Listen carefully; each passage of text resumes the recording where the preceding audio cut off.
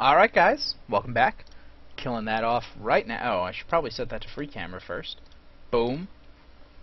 And I should probably also start the replay. That would be great if I did that. No, I don't want a broadcaster. I am a broadcaster. Alright. So Pain Gaming, very convincing win in the first set. We'll see if 3D can come back and take something back off them. Gonna see if maybe the Lone Druid, the Queen of Pain. Oh, first ban Lone Druid. They say nope. Not again. We didn't like that. So I wouldn't expect them to ban both the Lone Druid and the Queen of Pain, or else they'll be leaving a whole lot of stuff open for Pain Gaming, especially as they get second pick. And if they leave too many of those good heroes open, and Pain Gaming manages to pick up 2 of them, could be really disastrous just at the very start of the draft. Keeper of the Light going to be the second ban out. They don't want to. No one wants to deal with a Keeper. Every time he gets let through, he frustrates someone.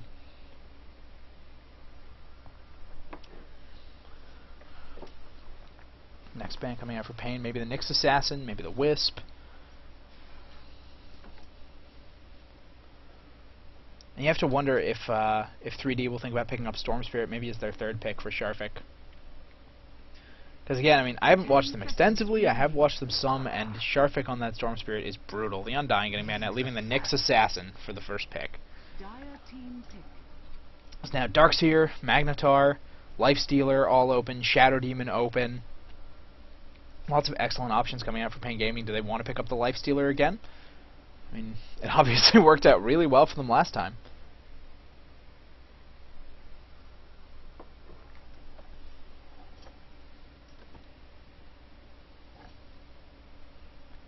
Can't quite make up their minds. I mean, it's never... Yeah, Darkseer and Shadow Demon. Alright, so they grab mid or an offlaner and an excellent support hero. Probably the best one left in the pool since Keeper of the Light is banned out. They don't want an SD Nyx insert carry here defensive tri lane. And Rubik picked up again by 3D as their second pick, and there's the Phantom Lancer. No Coddle, but Phantom Lancer is still a tough hero to deal with if you let him get out of control. I mean, if they have even a modicum of a good start on him, I mean, if he gets a nice quick defusal, gets a few extra levels up with the ridiculous agility game that he has, and gets some extra points in his illusions very early, he will push down towers like nobody's business. And of course, if you take it late, there's 10, 11 of him with a Manta. Pretty solid late game carry. But the split push potential is just going to be, just that hero alone, it's monstrous.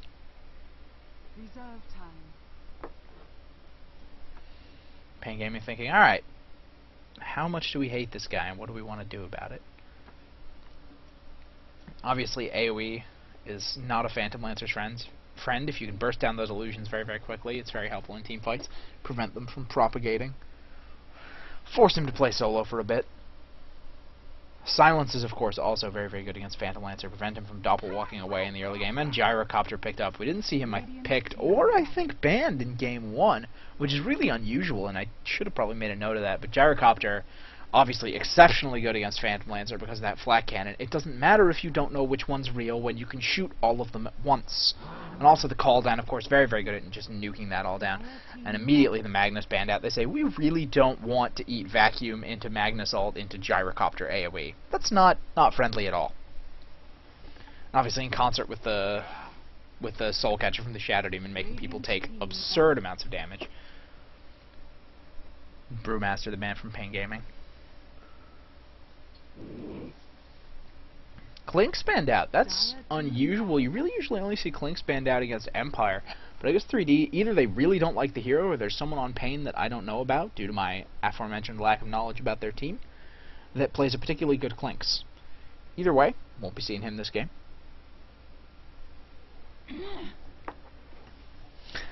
Pain Gaming saying, no, you can't have our Queen of Pain.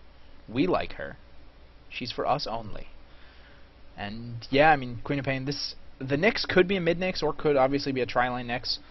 Nyx, Rubik, Phantom Lancer would obviously be reasonably brutal, especially if they're feeding the Nyx the experience from the pulls in the jungle to get him a quick 6. That's not a tri-lane that's easy to engage on at all. Between the Mana Burn coming out, the Carapace to get stuns off if you have any sort of AoE, and of course the excellent Impale Stun and Telekinesis, very, very hard to get anything done and go aggressive and lock down that Phantom Lancer. Bane getting banned out. No Life Stealer ban. Because that could still be a mid-gyro. Life Stealer could get picked up as the 4th pick for someone. Probably not for 3D because they have the Phantom Lancer.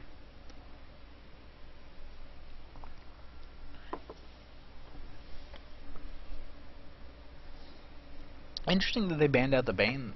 I mean, obviously he's a very, very good hero, but you see him a lot more. He's a much more viable hero against someone like a Lifestealer, simply because of the fact that, oh look, it goes through his rage.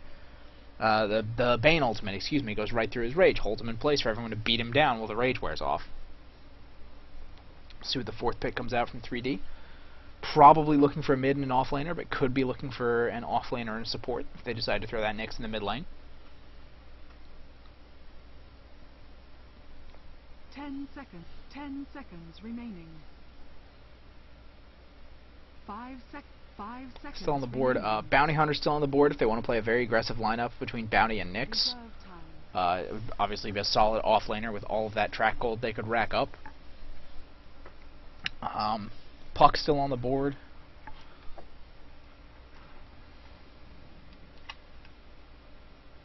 Trying to think of who else in particular. Enigma picked up. Okay.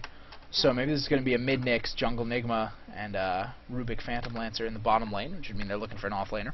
They could theoretically, I don't really think people do Enigma offlane anymore, at least not very much, but they could do it. Kind of an older style of Enigma play that doesn't have him rushing up the mech and everything.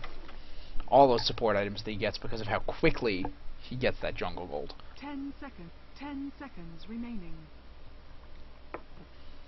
5 seconds remaining. I just want to see a silencer pick because I love that hero. And of course he's in.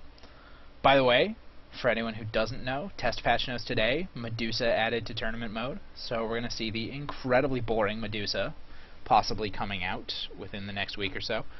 Not necessarily, but I like it when teams pick up new heroes, so I like to encourage it. Like they'd listen to me anyway. Oh, who are you? You're some random caster. As Day9 was told once, you caster, you newbie. Forget who that was. I think it might have been Select who said that to him. Anyway, that's your daily StarCraft. Oh, good. Still waiting on Pain Gaming's 4th pick. They're taking a lot of time to think about this one. I think they're trying to decide where they want to throw. And there's the Jakiro. Picked up once again. They like that hero. They still value him, obviously, and he's obviously still a very powerful hero. Ice Path is an excellent stun. Dual Breath, you know, a nice nuke, and the Liquid Fire, kind of not really talked about a lot when people pick up the Jakiro, but really an excellent push assister just because of how much it reduces that tower's damage output. And there's the Storm Spirit for Sharfik. It was left on the board. Why didn't I see that coming? I don't know. I only talked about it for the entirety of the first draft. And at the beginning of this one, too. I'm like, oh, they need a mid. I wonder who they'll pick. Oh, Storm Spirit. And probably a mid gonna be what Pain Gaming wants. Maybe they'll pick up the Puck this time. Puck not bad against Storm. He has a good silence. If he can actually get in on Storm, and once he gets a blink, he can and gets the initiation on Storm. He can actually start to... Oh no, they're going to go with Beastmaster for that nice long-range lockdown. That'll be good because it'll also... Not only will it be very good against the Storm Spirit and locking him down before he knows what's about to come at him, but it'll be very, very good against the Enigma because he can knock him out of that black hole from a long range.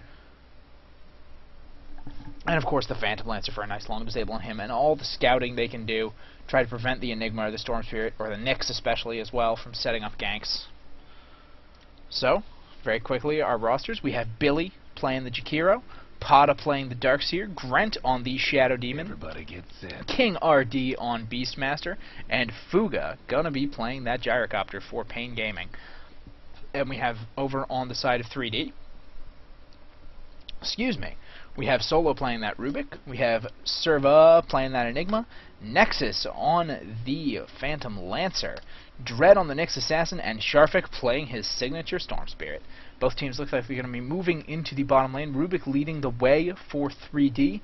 Smoke coming out for Pain. Just they know about when they're going to hit an enemy hero, and there it gets revealed. There's Solo. He doesn't know what's coming. He gets the disruption put out on him. Ice Path comes out under him. They're just leaving Solo.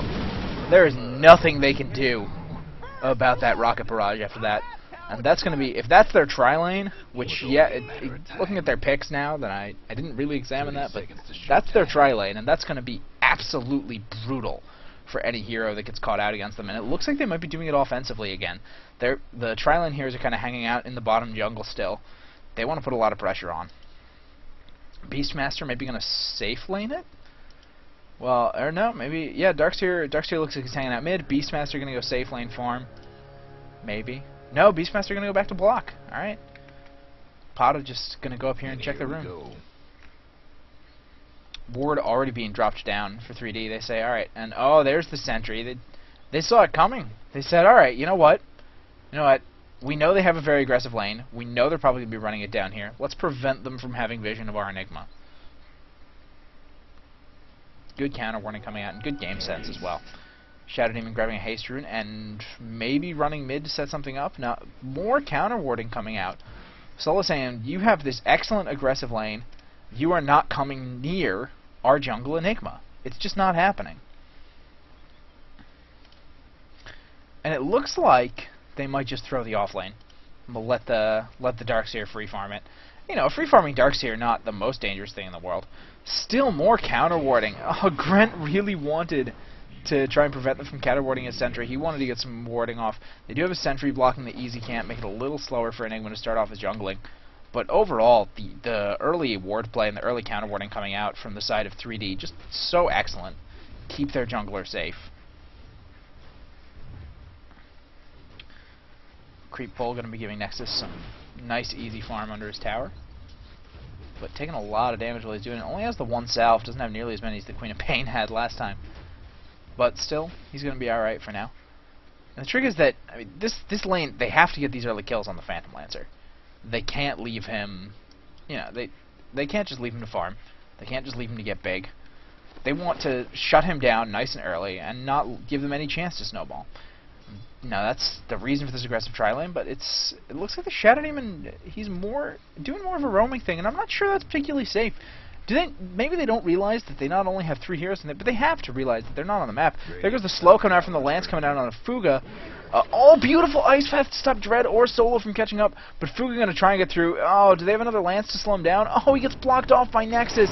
Tellied back in, thrown in. The Rocket Barrage bouncing around to 3 heroes. A lot of its damage getting split up, and Fuga paying for just extending a little bit too far. And Grent now coming down here saying, guys, I'm here. Guys, I missed the party. I'm sorry.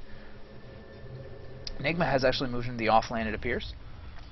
Just trying to prevent Beastmaster from taking an early tower. Did he go the inner beast build? Yes, he did. He said, alright, I don't have a lane, so let's get a tower. And Enigma said, oh, right. That guy can push real hard. Let's get back up there and try to stop that a little.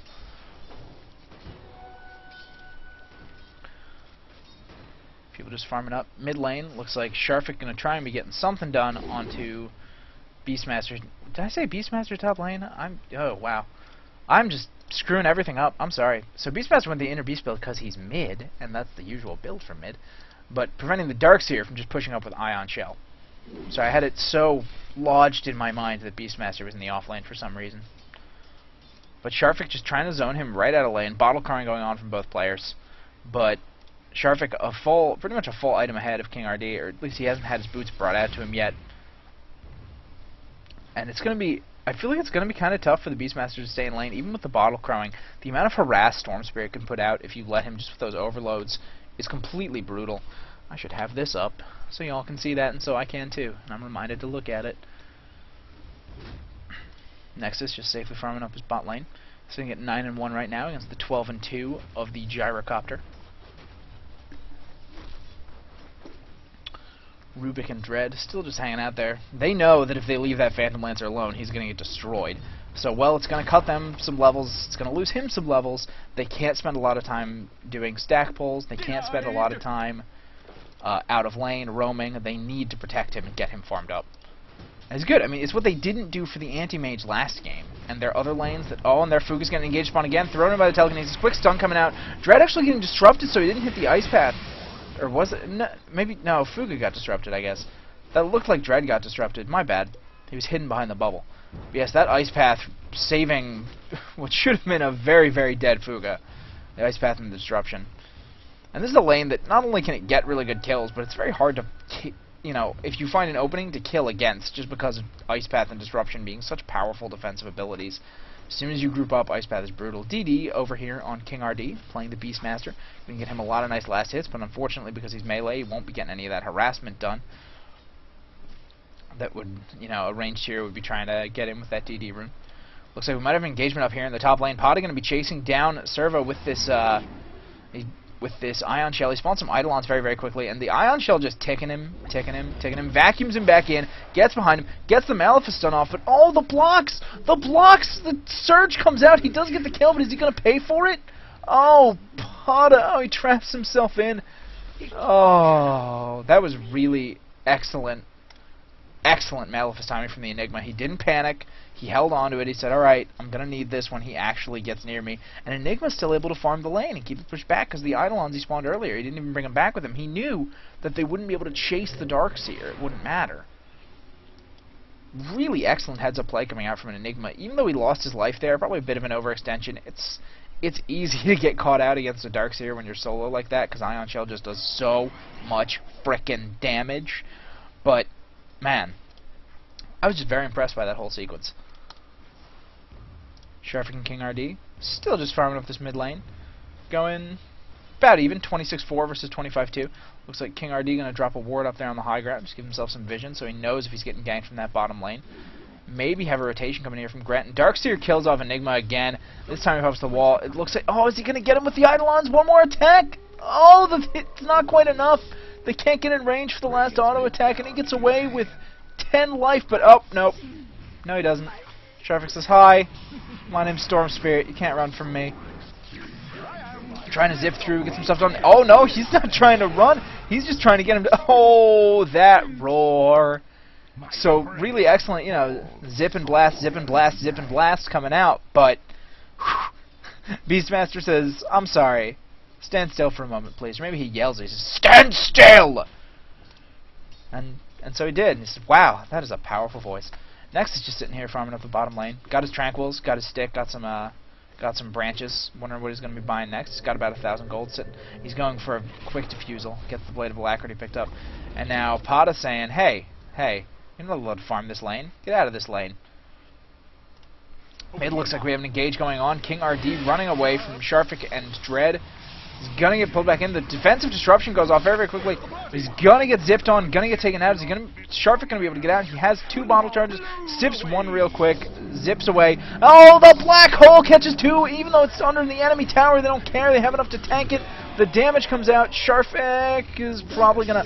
Oh no! Serva takes the tower aggro with the. Did he? Oh, he died to creeps. When I saw the tower stop attacking him, I was like, that was fantastic, and then I stopped paying attention to whether or not he was alive. Oops. Still, excellent black hole. Good ports coming in, good rotations coming in from 3D to get what they needed in that mid lane. Slow down Pain Gaming, who has a much more mid-game oriented offensive lineup. And that's not to say that there's not mid-game power on 3D, of course. But when you look at, you know, the Beastmaster Roar plus the Soul Catcher to get the extra damage out, and then Gyrocopter, Darkseer, and Jakiro damage in the mid-game, that's totally brutal. And if they can't get that started up, if they can't get a lot of ganks coming out on this Phantom Lancer, if they can't stop the Enigma from getting his support items, already has his Arcane Boots and his Buckler building towards that mechanism. That mech, by the way, going to be a huge pickup if you can get it fast enough to counter some of that burst damage coming out from Pain. Get it off very quickly in a team fight, give people the sustainability that they need, and then land another one of those big, beautiful black holes. And Fuga just getting instantly popped out. Sharfik says, "Hi, I'm back. Did you miss me? I'm gonna stun you again. Thanks. All right, later." He's just going back. Looks like we might have. Oh, Darkseer goes down to the combination of Rubik and Phantom Lancer. Obviously I missed that. It wasn't on camera, and I don't have a co-caster, so I can't ask him what happened. But I have to assume that was just nice heads up, slow him down when he surges, grab the telekinesis. Is most likely what happened there to keep him from surging away. Sharfik wants to stop King RD from taking this tower in the mid lane. Just gonna pull him back just a bit, put his bottle back on the courier. Sharfik goes zap, zap on all those little mid creeps. Poor little creeps. Server coming over, taking some of the Dire jungle.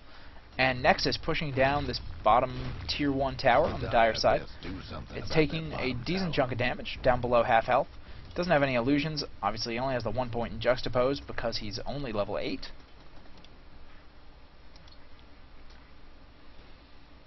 And looks like we might have a rotation coming in here top lane, but he is spotted by the Eidolons. He does drop down the ward at least, though, so they can see if there's more of those TP ganks coming or if there's a zip in coming from Sharfik. Although, once you see the zip, I mean, unless you see it coming at you, like you have a ward in this area here. I hate that I can't draw. There we go. This area here, and he's zipping on you up here, then, you know, you're generally not going to have time to get away, but you might have time to pop a BKB if you get your hands on one, the gyrocopter possibly. Double damage. Check out my mouse control. Jakiro going for a more nuke-heavy build, not going for the 1 point liquid fire trade or anything. Well, Port's coming in on mid lane. Sharfik just gets caught out completely. I don't know if he was trying to dive in on someone or something, but very quick rotation from everyone says, what are you doing here? You're not allowed to be on our side of the river. And it looks like Pain Gaming going to try and push down this mid T1 tower, and with the DD coming out and the Inner Beast, they're probably going to be able to bring it down, even with that fort. Guess what's happening to Yeah, that is definitely going to go down. Not a lot they can do without the Storm Spirit, who's most of their, and pretty much all their initiation. And Solo getting in a little too close. He's going to get ticked down by an Ion Shell, unless he has a telekinesis right now. Axes maybe from King RD. The Ice Path comes out. Try and stop whoever was porting in, but they just run right away, and they're going to smoke up and maybe go for a quick rotation up top. Serva and Sharfik, not there. Or excuse me, have no idea they are actually right there, as you may see. I am a liar. Sharfik looks like he maybe wants to engage in onto Gyrocopter right here, and oh, he gets the zip, gets a lot of damage coming out, but Fuga does go down before anything can be countered onto him. The damage coming out from this, look at this Storm Spirit, look at these zips! He's just dodging around, using the invulnerability time so well, getting 2 kills in a 2v4 situation. Is he going to get a third? The Nyx is coming in, they are going to get a third. And 1 for 3, 1 for 4? 4 people down? Someone must have died somewhere else. There's the Beastmaster Roar coming out to get that Nexus as him, but he's going to pay as well! Defensive Disruption comes out, Nexus is going to try and chase him. Yeah, they're just going to finish him off. I mean, he's like, maybe I should kill Gren. Oh, he's getting surged in. He's going to go for it. He's going to go for the slow. He's going to go for the lance. Try and keep him in there. He has the mana. And Solo blocking him in.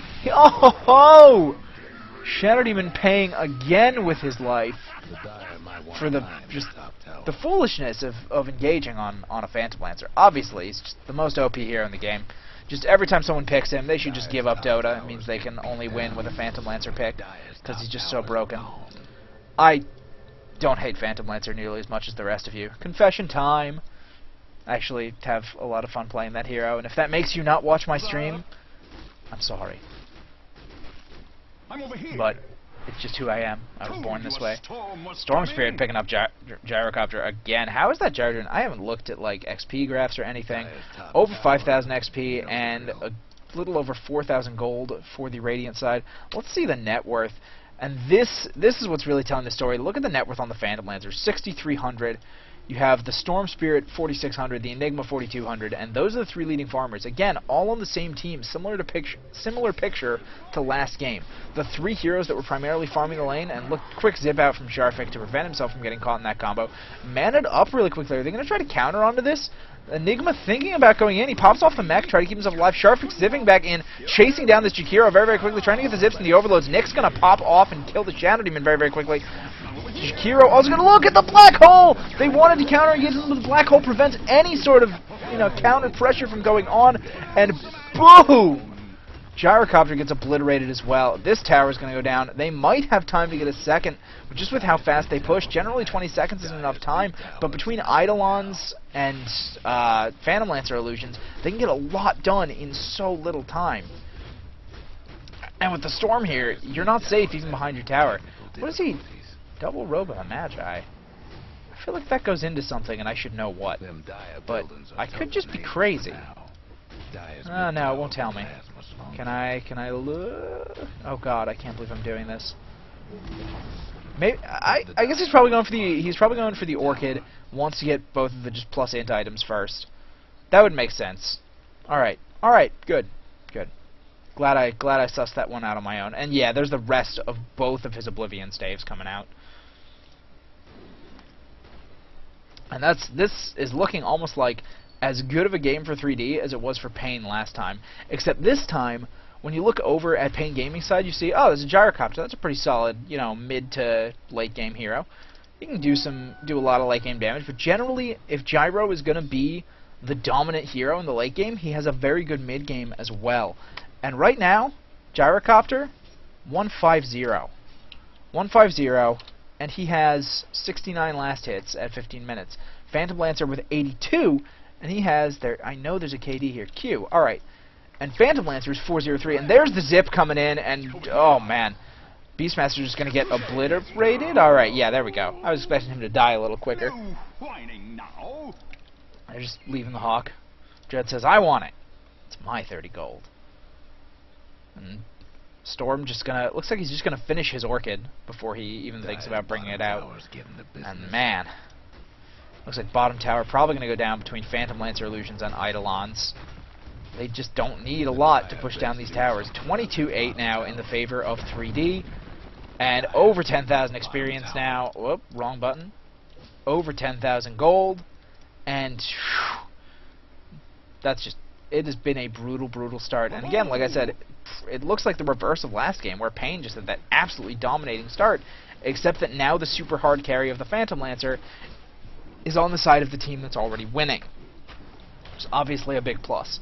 Not going to take Roche down particularly quickly, but I'm not sure if Pain will want to engage on this. They don't have a ward, but their game sense says, yeah, they're probably in Roche. Shadow Poison thrown out to scout him out.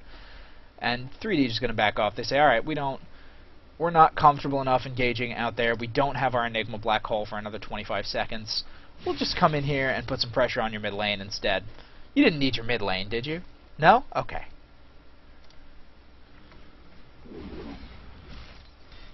Pain just trying to forestall their advance with those axes. Push and then go right back to Roche. They do have the Hawk watching it, so they do know what's going on. But Sharvik with a DD rune, now they're going to feel really comfortable about fighting this. Eidolon's made out of the Hawk. Cute. Server being cute there. Looks like Pain does want to engage into this, but are they going to finish the Roche before there goes the Shadow Poison? They know exactly what Roche is at. The Illusion Wall comes out. Everybody gets vacuumed into it. The Aegis gets picked up by... They get killed by the Dire, but Storm gets the Aegis. So he doesn't care that he's at no health right now. Just zipping around, burning off all his mana, killing off two guys down there. His Aegis is going to pop off, but the rest of the team is just getting destroyed by the remainder of 3D's lineup right now. Nexus saying, hi, I'm still here. I'm still Phantom Lancer. I am still farmed. And Storm Spirit just picking people off, zipping around. And that should... I mean, the advantage of being out-leveled is that you have low respawn times, but at the same time, there's the GG. They know it's done. And wow, just as decisive of a Game 2 as it was of a Game 1. And now, all I can say is, hey, Game 3, bring it on. I kind of hope it's a more even game. Both teams showcase what they can do well. And as much as I love Sharvik on that Storm Spirit, I kind of hope they ban it out, because he's proven himself very, very dominating in that role. Alright, final score, 26-9. 3D versus Pain. 1-1 now. We are going to Game 3. Be right back.